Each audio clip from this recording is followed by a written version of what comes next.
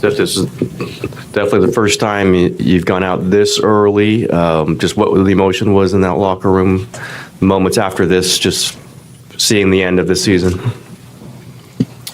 I mean, you're disappointed and kind of shell shocked that it's over.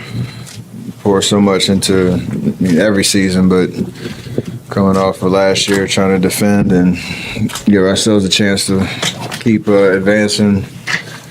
It's a tough way for the season to end. Like you said, it's unfamiliar territory, but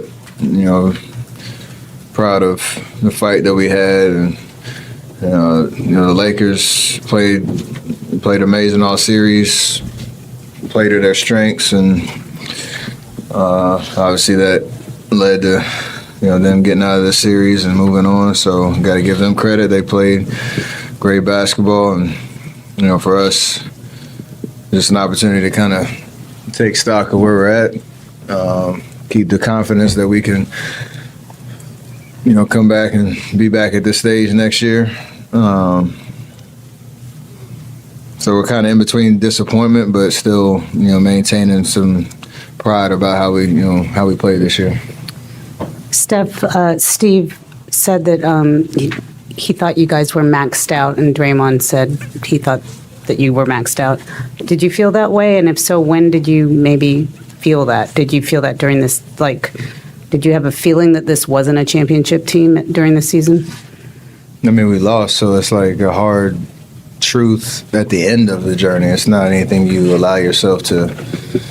No competitor believes that until you're proven that you're not a championship team. That's what getting beaten in a playoff series means.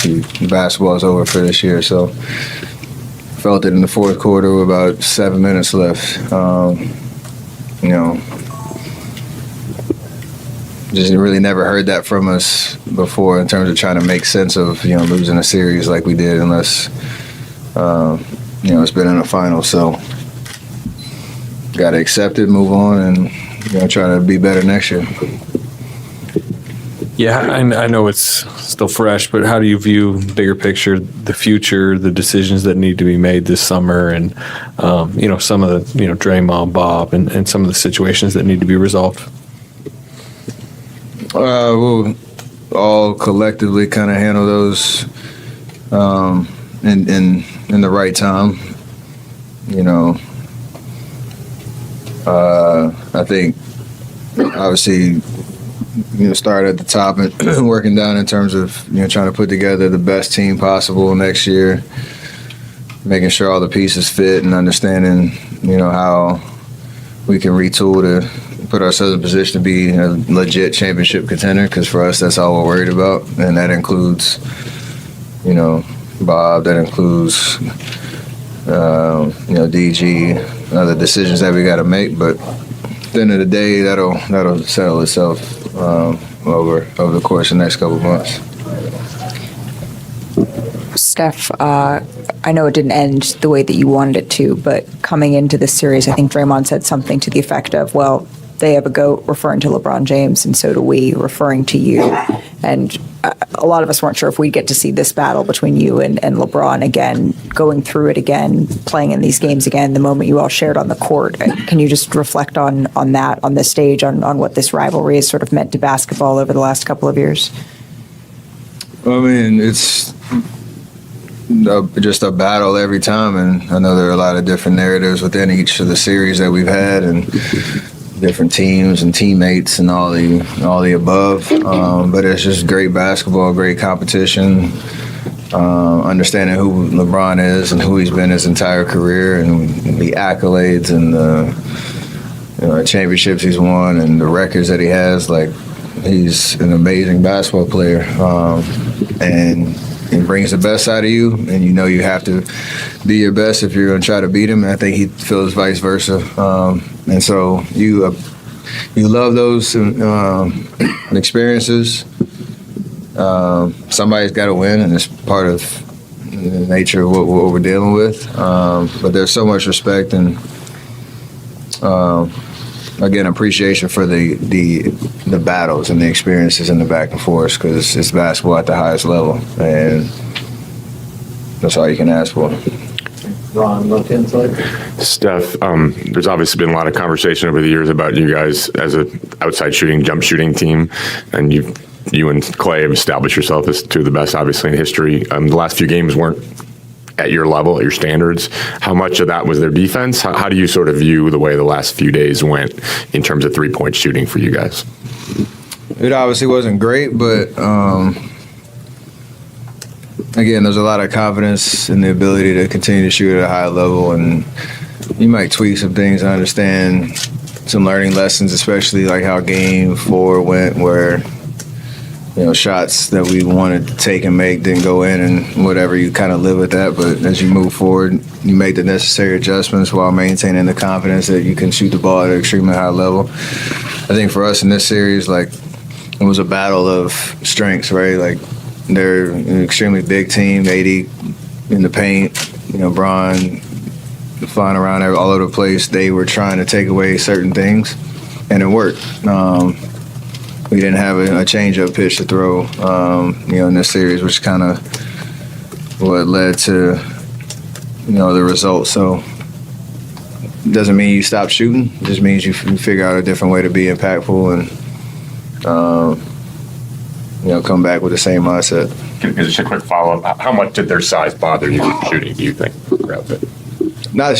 Their game plan was obviously to press up on the three-point line, funnel us in there, 80 in the back, clogging everything up. Like I said, we just didn't have enough variety in the way we were trying to score after game 2. So good learning lessons for us. When you understand a team that has a guy like him in the paint, we got to figure out different things, and we just didn't do it. 3 more, Dalton, Tim, and then Rachel. Steve said that it felt like you guys were swimming upstream from the very start of the season. In your eyes, what were the factors that kept obstacles on the road to trying to repeat this season? You could probably fill in the blank there. From training camp to now, it's just the reality we were living in, and trying to keep things positive and optimistic around what we're trying to accomplish this year. And look, we're one of the last 8 teams. It's not a moral victory at all. It's just understanding that, in Game 6 of the conference semifinals, you had a chance to push it to the end. So, again, there's a lot of pride in, there's a lot of pride in what we accomplished, but there's also an understanding that this is not good enough, and we have to be, a lot better next year and start, re-establishing ourselves as a legit championship contender, because we weren't this year. Steph, when you think about getting better, becoming a championship level team, how much responsibility or onus do you put on the young players? You kind of went into the season with a bunch of them. Obviously, Wiseman got traded, and Moses is the only one. Well, Jordan's playing minutes in the end.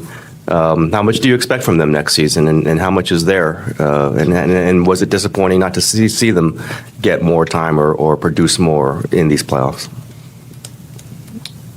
There's a lot in there. I think, everybody's going to get better. Everybody's going to take the next steps. Everybody's going to learn the lessons that you learned this year and try to put them into use next year. I don't know what the opportunity is going to be. I don't know what the roster will look like. I don't know, sitting here right now, what, opening night's going to look like in terms of who's going to be asked to do what. But I have a lot of confidence in everybody being able to take advantage of the summer. Add to your skill set, add to your mental preparation for the year, and the list of guys that kind of fall in that bucket. Be ready to take those next steps, because that's the journey of your career that you're always on. So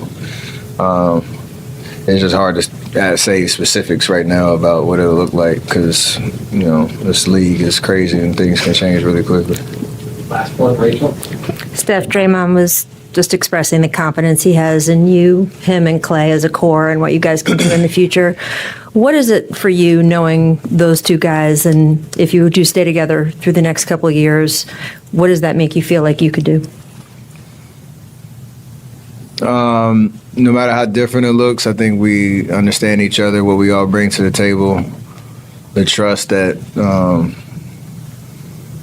we're just going to compete until the wheels fall off. And, that is something that should not be taken for granted in this league because we've proven that we can do it. And even in this series and this year, like, things were looking bleak at one point in the regular season, and you find yourself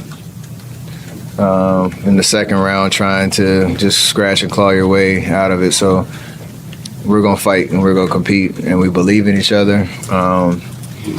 And that goes up and down the roster, and hopefully there's belief in us to be able to lead that. So I feel like that's a two-way street, and that's the progression of the stage that we are in our careers to keep doubling down on it. So I think we're excited about that opportunity, as terrible a feeling it is as it is right now. I